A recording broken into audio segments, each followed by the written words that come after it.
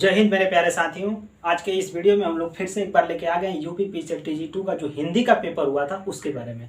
जो UP PCL 20-3-2021 जो second shift का पेपर हुआ था उसमें जो 15 क्वेश्चन आपसे हिंदी पूछा गया था उसका हम लोग सोल्यूशन करने वाले हैं।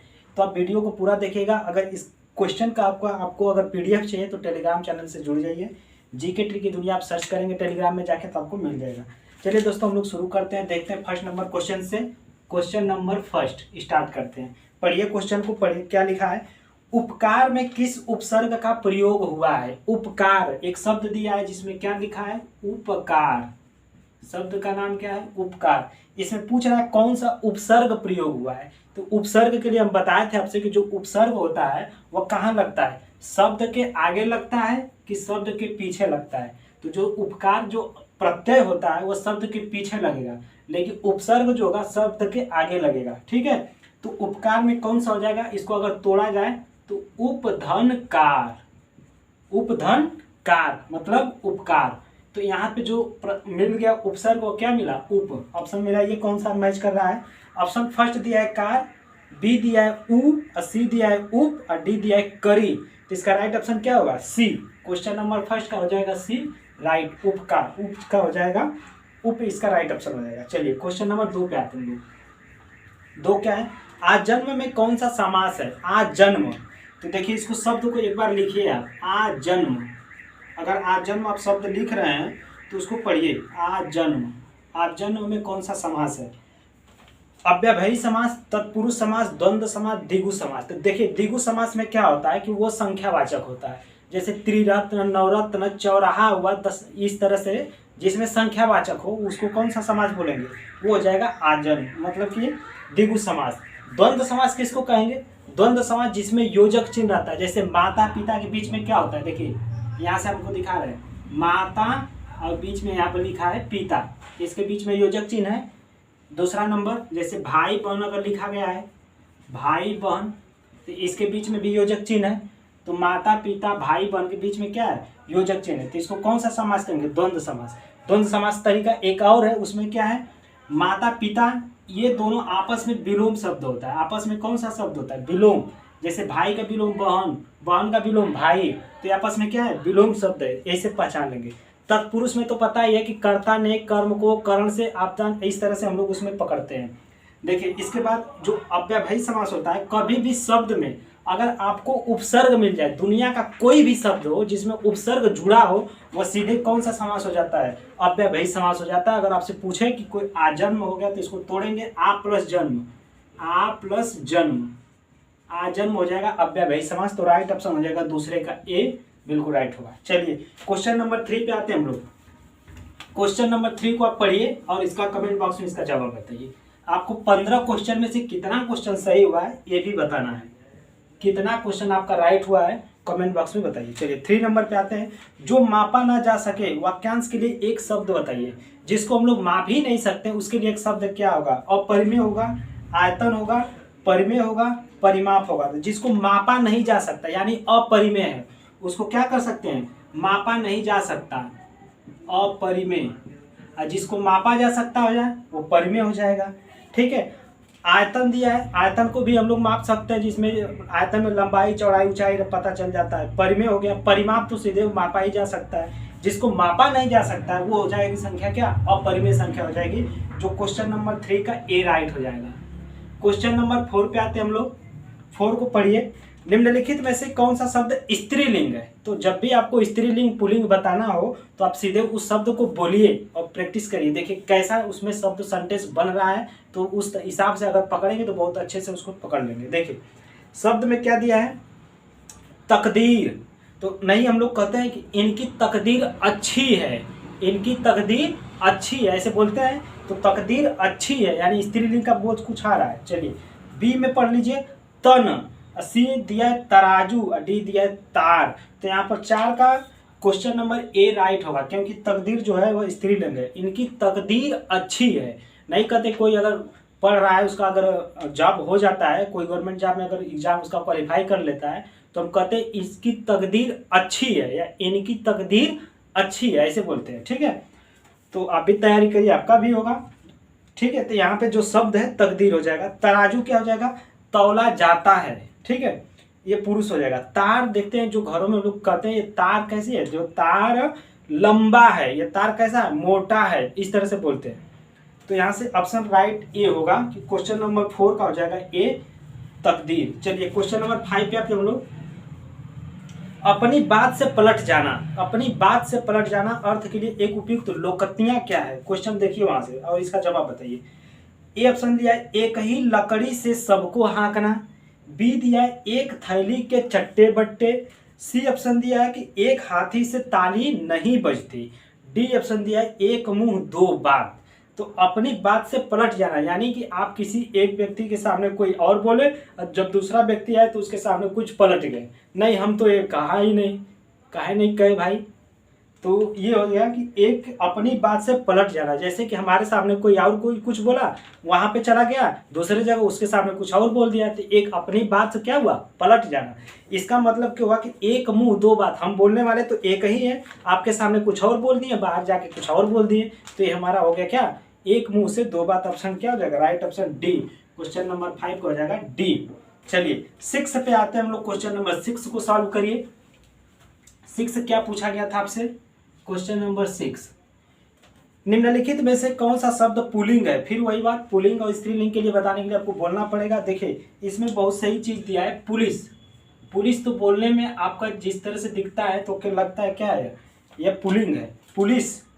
पर्दा और सी ऑप्शन दिया पोशाक, पोशाक, पोशाक, ठीक है। और एक ऑप्शन दिया है डी पहचान, पहचान बनाई जाती है, ठीक है, पहचान बनाई जाती है, पहचान, पहचान, ये क्या है, तीनों शब्द स्त्रीलिंग है क्योंकि पुलिस भी स्त्रीलिंग है, पोशाक भी स्त्रीलिंग है, पहचान भी स्त्रीलिंग है। बोलने के लिए कैसे बोलेंगे, पहचान बनाई जाती है, पोशाक पहना जाता है, पहनी जाती है, ठीक है, पहना नहीं कहेंगे। पुलिस पकड़ रही है, पुलिस ने चोर को पकड़ी, ऐसे। तो यहाँ पे स्त्रीलिंग हो जाएगा। जो आपसे पूछा गया था क्या कि पुल्लिंग बताना था, तो ऑप्शन जो बी दिया है पर्दा, पर्दा क्या है, पुल्लिंग है।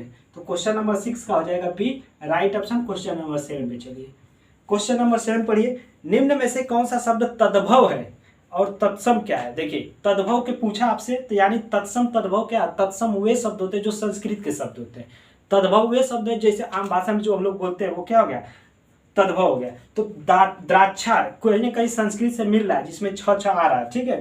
त्योहार, त्योहार तो आम भाषा में हम लोग बोलते भी है, जो इंग्लिश में फेस्टिवल बोलते हैं। तो ऐसे क्या हो जाएगा 7 नंबर, क्वेश्चन नंबर 7 का क्या हो जाएगा, राइट ऑप्शन बी, त्योहार।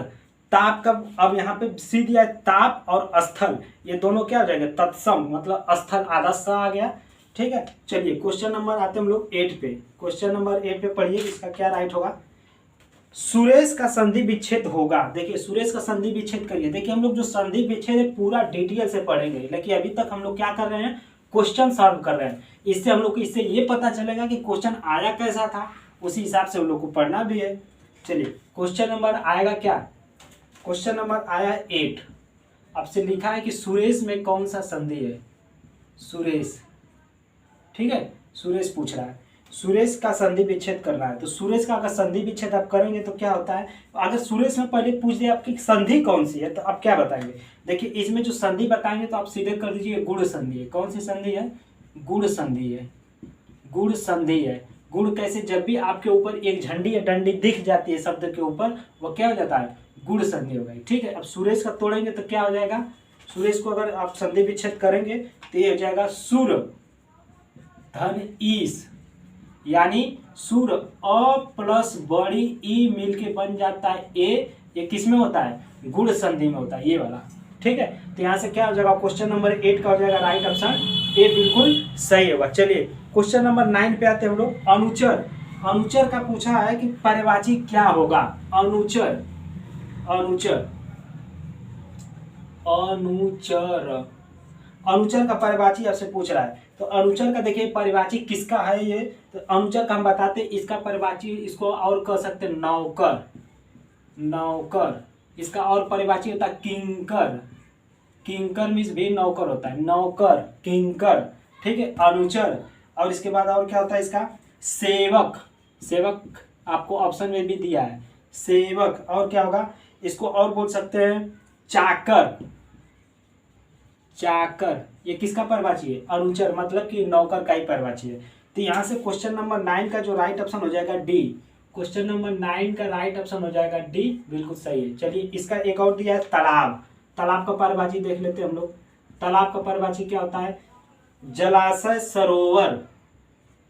इसका होता है जलाशय, सरोवर, सरोवर, जलाशय, सरोवर, सर, पुष्कर, सर, पुष्कर, ठीक है, सर, पुष्कर हो गया। इसके बाद सरसों, पुष्कर, सरसी, सरसी बोलते हैं इसको, सरसी, तालाब का ही परिभाषी है सरसी, ठीक है, तालाब का ये परिभाषी शब्द हो गया। इसके बाद एक और शब्द देख लेते हैं हम लोग, दानव जो दिया ऑप्शन बी। दानव का परिभाषी क्या होता है? इसका परिभाषी होता है असुर, निशाचर। असुर बोलते हैं दानव को, क्या बोलते हैं? असुर, निशाचर, निशाचर, असुर, निशाचर। इसके बाद दनुज बोलते हैं, दनुज। दनुज किसका परिभाषी है? ये दानव का है, ठीक है। चलिए अब हम लोग क्या किए हैं, क्वेश्चन नंबर 9 का सबका देख लिए परिभाषी। तो 9 का क्या ऑप्शन सही हो रहा है? D option. क्वेश्चन 9 का डी हो गया। पूछा तो क्या था कि अनुचर का परिभाषी क्या होता है? तो अनुचर का परिभाषी यहीं पे दिया था, नौकर, किंकर, सेवक। यहाँ पे सेवन आपको ऑप्शन में मिल रहा है, तो बिल्कुल राइट ऑप्शन हो गया। चलिए क्वेश्चन नंबर 10 पे आते हैं हम लोग। क्वेश्चन नंबर 10 पढ़िए। क्वेश्चन 10 को पढ़िए और जवाब कमेंट बॉक्स में बताइए। आपको 15 क्वेश्चन में से कितना सही भी हुआ है वो भी आपको बताना है। क्वेश्चन नंबर 10 पे आते हैं हम लोग। क्या लिखा है?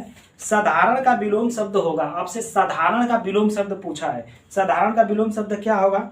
विशिष्ट होगा, सामान्य होगा, विद्वान होगा, वीर होगा। तो साधारण का विलोम मतलब विशिष्ट। कोई चीज साधारण है तो मतलब कठिन होना चाहिए, तो विशिष्ट हो गया। सामान्य तो होगा नहीं, क्योंकि साधारण सामान्य दोनों एक ही शब्द है। विद्वान, विद्वान का अगर आपसे पूछा जाए कि विद्वान का क्या होता है, विद्वान का अगर आपसे पूछा जाए तो इसका मूर्ख होता है। विद्वान का क्या होता है? मूर्ख होता है, ठीक है, ये मूर्ख होता है।